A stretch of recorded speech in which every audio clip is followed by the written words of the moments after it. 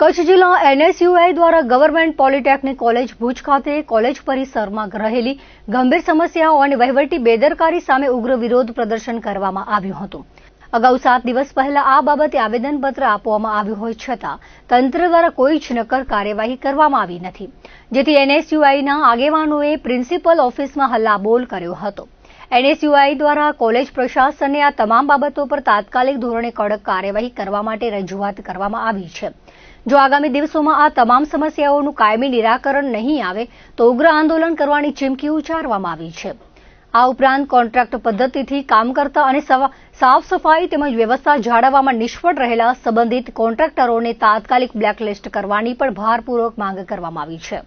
કચ્છ જિલ્લા એનએસયુઆઈ દ્વારા government polytechnic Bhuj ખાતે વિવિધ મુદ્દાઓને લઈને રજૂઆત કરવામાં આવી। અગાઉ 7 દિવસ અગાઉ અમે વિદ્યાર્થીઓ દ્વારા એક આવેદનપત્ર પ્રિન્સિપલ શ્રીને આપવામાં આવ્યું હતું, જેમાં ખાસ કરીને સાફ સફાઈના મુદ્દા છે। બાથરૂમમાં સાફ સફાઈ હોતી નથી, ક્યાંક ને ક્યાંક કેન્ટીનમાં પંખા ચાલુ હોતા નથી, તે અને વિવિધ મુદ્દાઓને લઈને રજૂઆત કરવામાં આવી હતી। આજરોજ આના ઉપર કોઈ કડક કાર્યવાહી ન થવાને કારણે આજે ફરી એકવાર અમે રજૂઆત કરવા માટે આવ્યા હતા।